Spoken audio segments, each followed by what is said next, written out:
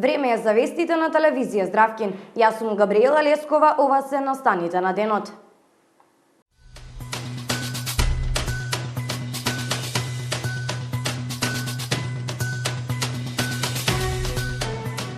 Велја се уште без комисија за полагање на возачки испити. Кајакарите Спасик, Небиовски и Златаров со одлични резултати се врати од надпреварот во Словенија. Закажан е протест против уништување на ноќните клубови во Македонија.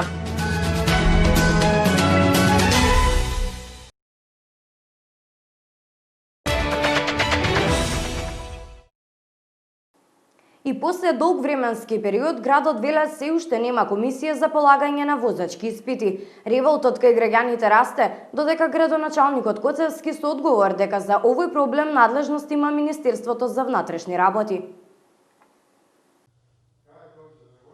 И после толку време, градот Велес се уште нема комисија за полагање на возачки испити. Многу граѓани револтирани од оваа ситуација се обратија до нашата редакција со цел надлежните да пронајдат брзо решение на овој проблем. На својата последна пресконференција, градоначалникот на општина Велес не беше запознаен со ситуацијата и појасни дека веднаш ќе реагира на истата. На повратниот одговор кој што го добивме од градоначалникот по електронски пат, стои дека надлежноста на овој проблем припаѓа на Министерството за внатрешни работи.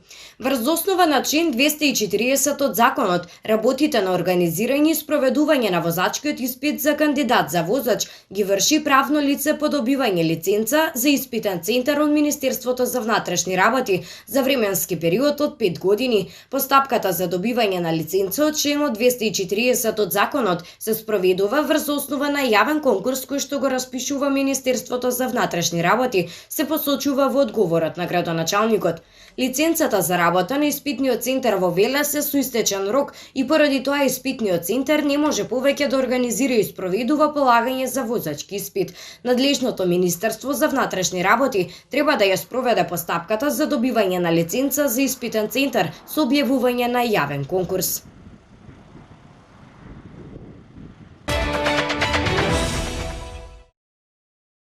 Дури 75 лица од Велес казнија полициските службеници на СВР Велес во текот на изминатото деноноќие. Нагло зголемување на бројот на казни покажува дека велешени се опуштени и недисциплинирани во однос на почитувањето на мерките за заштита од коронавирусот. Надлежните посочуваат почитување на мерките, воспротивно предупредуваат дека граѓаните ќе бидат санкционирани. Инаку СВР Велес покрај велешени санкционирале 14 лица во Кавадарци и 9 во Неготино.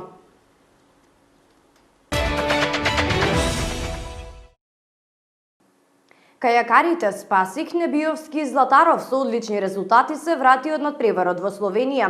Во конкуренција од 30 учесници од различни држави велат дека се соочиле со тежок предизвик. Учество во надпреварот во Словенија кој што се случи изминатиот викенд земаа кајакарите Љубомир Спасик, Енис Небиовски и Александар Златаров.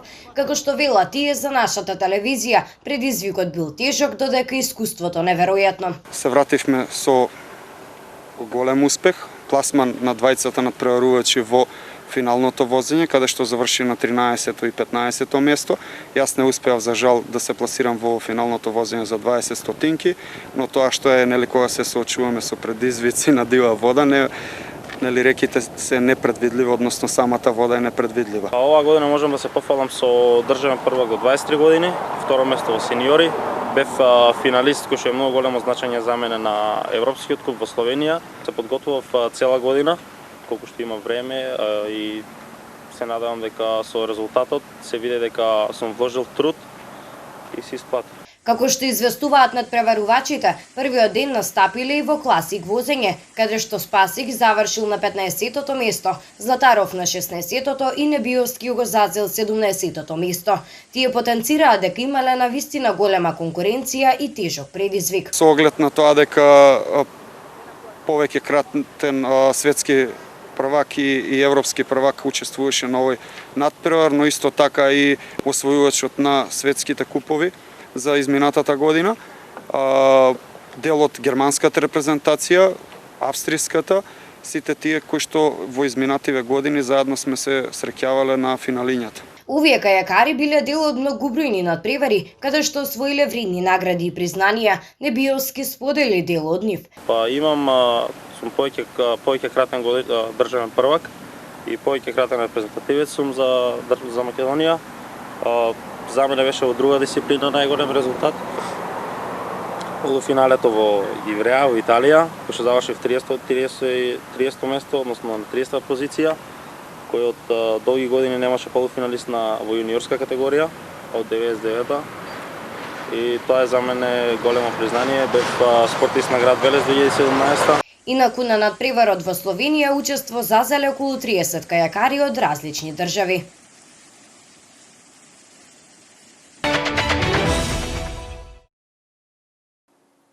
Продолжуваме со вестите од Македонија. Угостители, музичари и бендови најавија масовен протест утре пред владата на Република Северна Македонија. Истиот ќе се одржи од 14 до 17 часот. Во настанот на Facebook со кој што е најавен протестот со мото "Протест против уништување на ноќните клубови во Македонија", се наведува дека 7 месеци клубовите се присилно затворени без ниту еден работен ден. Од независната угостителска комора посочуваат дека македонската естрада со голем музички хепенинг, без скандали или сензации ќе одржи за прв пат голем протест пред владата.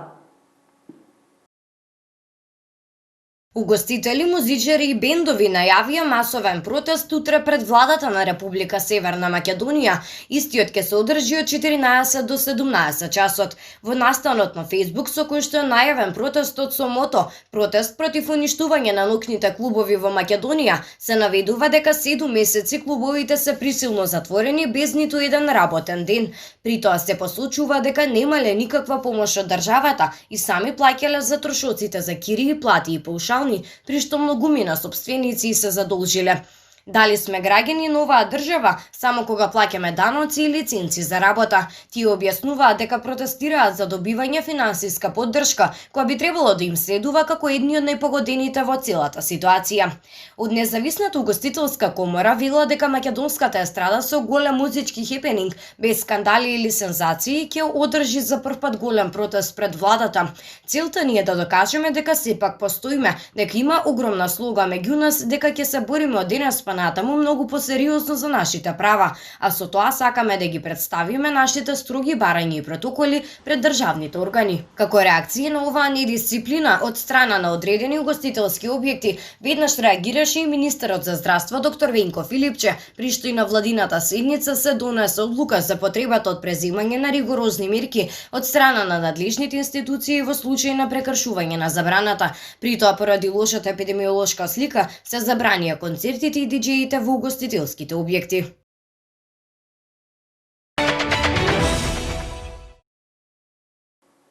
Тажна вест утринава ја потреса јавноста. Почина 11-годишниот Илче, момче од Охрид кој што со тешки здравствени проблеми го напуштија родителите, кој при тоа со апели од јавност и со брза реакција на Министерството за здравство беше на оправување, а потоа сместен во групниот дом при специјалниот завод Демир Капија, каде почина. Телото е предадено на обдукција. Денеска тажна вест ја потреса јавноста. Почина 11-годишниот Илче, момчето од Охрид кој што со тешки здравствени проблеми го напуштија родителите, кој при тоа со апели од јавност и со брза реакција на Министерството за здравство беше на оправување, а потоа сместен во групниот дом при специјалниот завод Демир Капија, каде почина. Неговата смрт се случила вчера. Надлежните од заводот велат дека било ненадејно и неочекувано. Телото е моментално на обдукција, при што повеќе информации ќе се знаат по нејзиното завршување. Со жалење информираме дека 11-годишниот И.В. синоќа ненадејно почина при специјалниот завод Демир Капија во село Корешница. Детето беше примено во групниот дом на 7 август оваа година. Неговата здравствена состојба изминатиот период беше стабилна, постојано под надзор на стручни лица. Смртта синоќа настапила ненадејно и по налог на јавен обвинител, телото е предадено на обдукција, се вели во соопштението на надлежното министерство.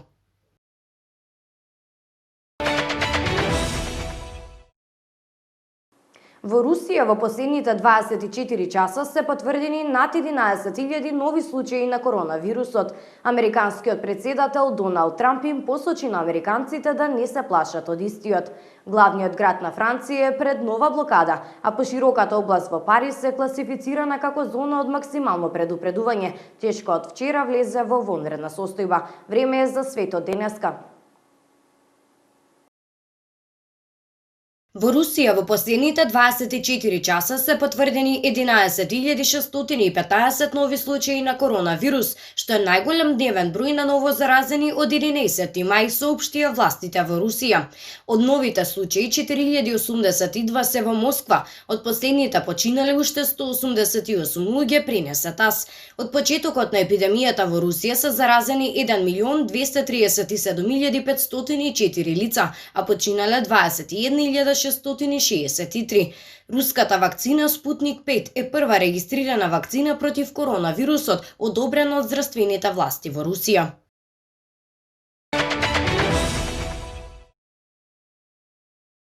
Американскиот председател Доналд Трамп им посочи на американците да не се плашат од коронавирусот. Оваа вест предизвика експлозија на социјалните мрежи. Тој ја напушти болницата каде што 3 дена се лекуваше од COVID-19, моментално се наоѓа во Белата куќа. Многу доктори го искажаа својот револт кога председателот, додека беше во болницата, излезе со автомобил да ги поздрави своите приврзаници, затоа што во возилото имаше и други лица кои што беа несоодветно заштитени од вирусот COVID-19. Трамп ги повика американците да не дозволуваат коронавирусот да им го владее животот и рече дека земјата ќе го победи со најдобрите лекови и вакцини. Научив многу за коронавирусот и едно е сигурно, не дозволувајте да доминира, не плашете се од него, ќе го победиме, изјави Трамп во видеото кое што го објави на Твитер откако се врати во Белата куќа.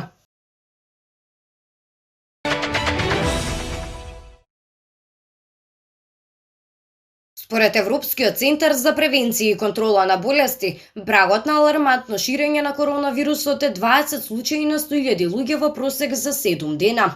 Покрај тоа, ранливите луѓе се соочуваат со многу голема изложеност на инфективна инфекција. Од сите европски земји, само Германија, Финска, Кипар и Норвешка се под алармантен праг. Например, Германија бележи приближно 18 случаи на 100.000 луѓе во просек за 7 дена, а Норвешка 13 случаи. Од друга страна, на скалата се Чешка со 167 случаи на ново инфицирани на 100.000 жители за една недела, како и Холандија со 140 случаи и Франција со 120. Босна и Херцеговина има 42 ново инфицирани на 100.000 жители неделно. Стапката на смртност од коронавирус се зголемува и во Европа, а континуирано зголемување на стапката на смртност се забележано во 27 европски земји.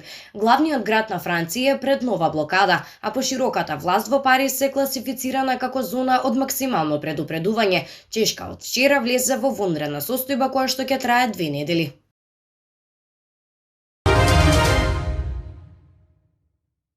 Ова беше последната вест за денеска. За повеќе информации посетете ја нашата Facebook страница Телевизија Здравkin. Имајте пријатна вечер.